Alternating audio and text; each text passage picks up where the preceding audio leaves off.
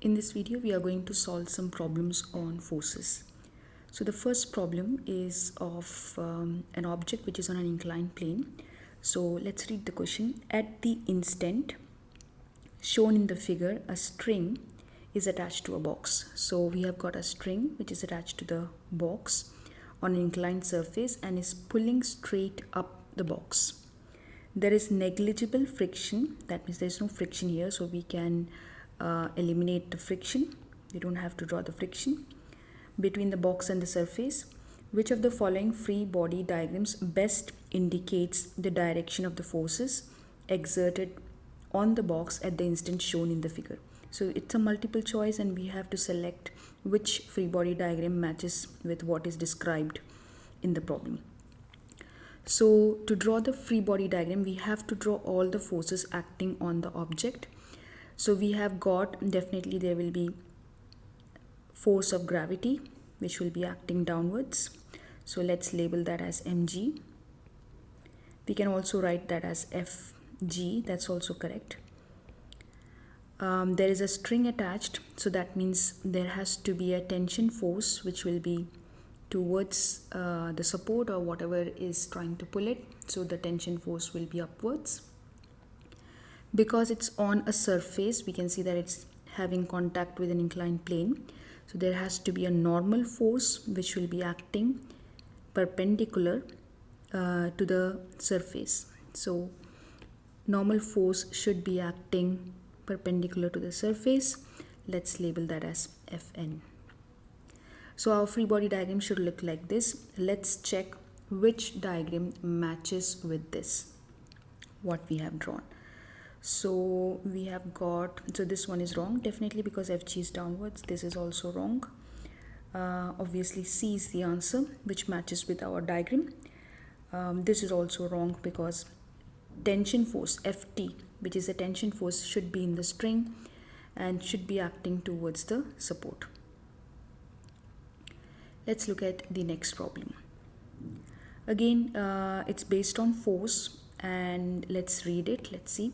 A block and a cart connected by an ideal string are moving along a horizontal surface as shown. So we have got a block and a cart here and they are moving. That's why we can see these lines which shows the motion. The mass of the block is greater than the mass of the cart. At three equally spaced points 1, 2 and 3 along the string, the tensions are T1, T2 and T3 respectively. So the tension which they have told us at these 3 points is T1, T2 and T3. Which of the following ranks the magnitudes of the tension at these 3 points?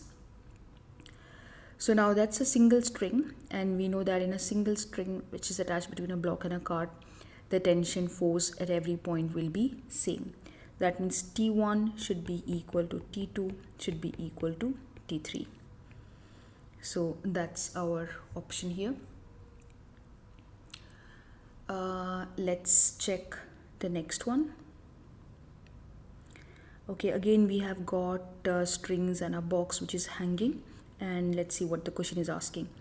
A 50 Newton block is suspended from the ceiling and wall by light strings as shown in figure. String A is at an angle of theta equal 30 degree. So let's label this as 30 degree below the horizontal, and string B is horizontal. The tension in the string B is, so we want to find what's the tension in string B. So let's focus on the diagram and let's draw the forces acting at this point. So at this point you will have gravity force which is going to pull downwards, which is 50 Newton, which is labeled here for us. Then there will be force of tension in string A, which let's label it as TA.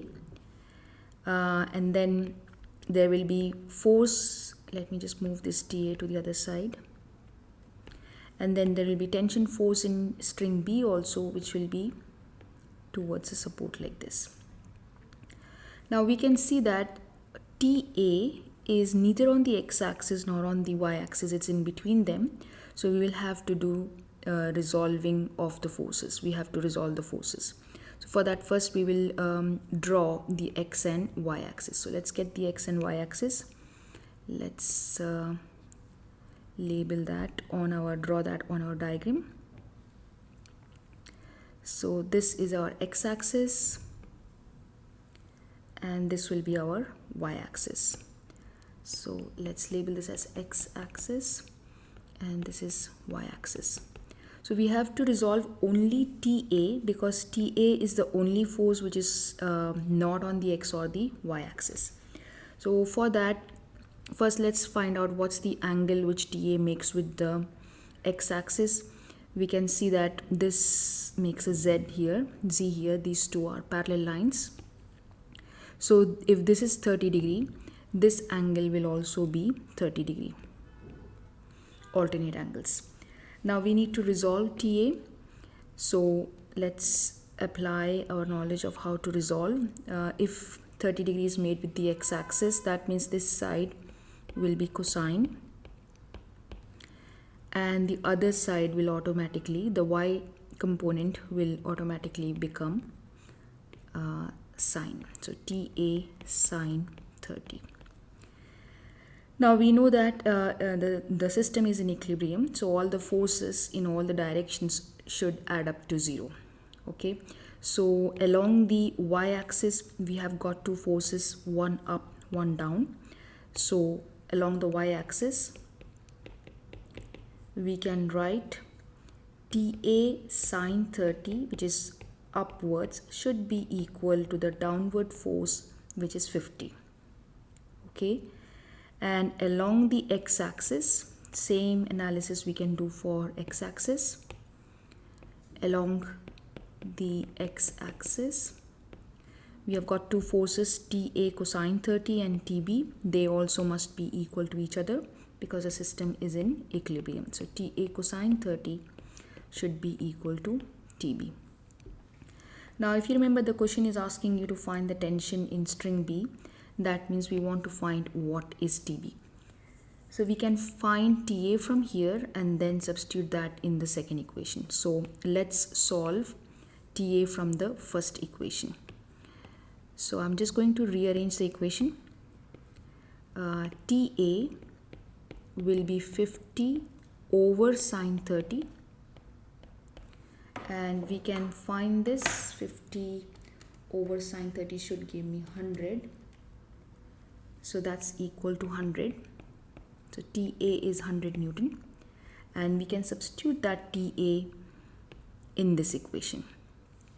So let me just highlight it, this TA, and I'm going to substitute that with this value. So 100 cosine 30 is equal to TB.